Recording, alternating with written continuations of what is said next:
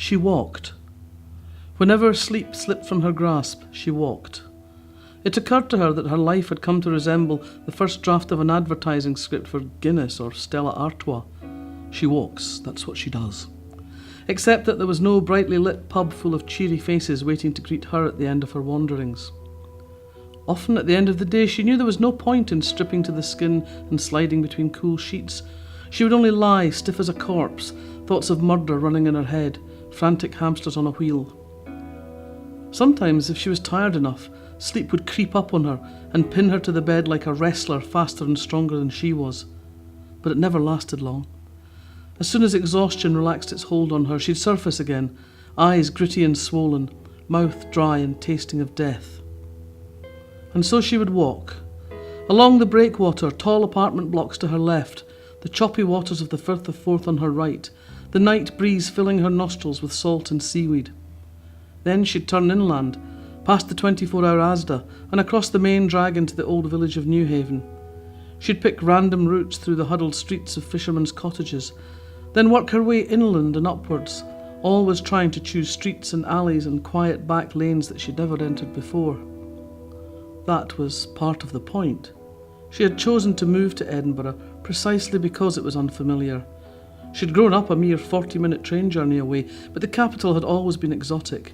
The big city, the place for a special day out. She'd only been familiar with the main streets of the centre until work had started to bring her here from time to time, opening up small windows on disconnected corners. But still, Edinburgh was not a place laden with memories to ambush her in the way that her hometown was. Deciding to live here had felt like a project. Learning the city one street at a time might take her mind off the grief and the pain. So far, she couldn't claim it had worked. She was slowly beginning to understand that there were some feelings nothing could assuage. Nothing except, possibly, the passage of time. Whether that would work, she couldn't tell. It was too soon. Out of Bounds is the fourth novel to feature Karen Pirie, who is a cold case detective with Police Scotland. Her job is to dig up the old cases that have remained unsolved and to find some answers, often through the application of new technologies. So this book opens with a dramatic car crash in Dundee. A bunch of joyriders have stolen a car and crashed it. 3 of them are dead, but one of them, the driver, remains alive. And after a routine blood test, the police discover that his DNA is a familial match to a 20-year-old rape murder. And so Karen starts on what she thinks is going to be a straightforward investigation, but as it progresses, she discovers it's got more twists and turns than the DNA helix itself. In parallel with that case, there's another case she finds herself investigating, in spite of the fact that she's not supposed to have anything to do with it. This is a case that is supposedly solved, but Karen finds a loose thread, and she pulls it, and she unravels a whole ball of very, very tangled wool. I've always been intrigued by this notion that the past catches up with you, and it's something I've explored in my standalone novels over the years. That sense of, you think you've got away with something, you think you've escaped retribution and justice, but now, thanks to technology, we're finding answers to cases that had been unsolved for many, many years. And that's really fascinating and it's edgy. It allows you as a writer to step back in time and look at the original period of the offence, but it also allows you to have that sense of people suddenly being confronted with a past they thought was long dead. Karen Pirie is tenacious and she's clever, but she's someone who I think has a lot of self-doubt about her own abilities. She grew up in a small town in Scotland. She in fact grew up in the same small town in Scotland as I did, conveniently, because then I don't have to make anything up. And she's feels very self-conscious. She doesn't feel she's attractive. She never feels that she's properly turned out. She always feels slightly on the back foot. And so she compensates for that by being on the front foot, apparently. She's quite I suppose, maybe a bit pushy, maybe a bit... she doesn't take any rubbish from anybody. She just doesn't put up with any nonsense. And that includes her bosses as well as the people that she's interviewing. But at the same time, she's a woman with a great sense of compassion. Her sidekick, Jason Murray, who's known as the Mint because he's too good to hurry, he's a man who's not very bright, but his heart's in the right place. And Karen, one of her characteristics is the way that she supports him and brings him on as a young policeman, because that's really who she is. She holds out a helping hand to the people that she thinks deserves it, but anybody else, she takes no prisoners. I was a journalist for quite a long time before I became a writer of crime fiction. And one of the things that that showed me was a window on people's lives at times of crisis. So in the course of my work, I did encounter quite a lot of people whose lives had been damaged, contaminated, touched by sudden violent death. I met the families of victims, I met their friends, I met the police who investigated these cases and saw the effect that some of these cases had on them. And it made me feel that when I was going to write these kind of books, that the victim always had to be front and centre in what I was writing about. If you dismiss the victim, you diminish the crime. And so it seemed to me that I had to find a way when I was writing to strike that balance of acknowledging the victim and their existence as a character, not just as a cipher who is there to be murdered, and measure those relationships and the impact of the crime, as well as just dealing with the directly investigative part of the story. The research I do for the books varies very much from book to book. Sometimes I'm writing a book where I know pretty much that which I'm writing about, and other times I have to do a lot more research, a lot more reading, a lot more talking to people. I wrote a book a couple of years ago called The Skeleton Road, for example, which is set against the Balkan Wars in the 1990s, so I had to go and read a lot of recent history to be sure that I was getting my facts right. I think research generally falls into two broad categories. There's the stuff you need to know before you can start writing the book, and then there's the stuff that you realise you don't know as you're going along, and that's where you have to make these sort of emergency phone calls and the sudden midnight raid on the internet. But where possible, I try to speak to people who know about stuff for real. Because the great advantage of speaking to experts is that you don't just get the answer to the question you went with, but you get the answers to the questions you didn't know to ask.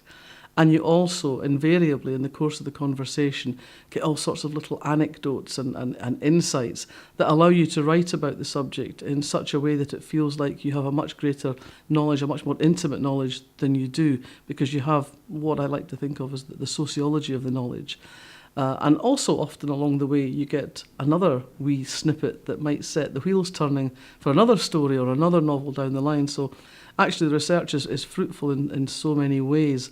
The thing I think that is the one thing, and I don't want to say too much about this because it gives away something in the plot line, but I was struggling with one aspect of the plot, and I couldn't figure out how to overcome this particular problem. And I often find that I get the answers to my problems while I'm asleep. You know, I sort of set my brain the puzzle, and in the morning I wake up and get in the shower, and there's the answer. And I literally woke up in a hotel room in America shouting, "Transplanted organs!"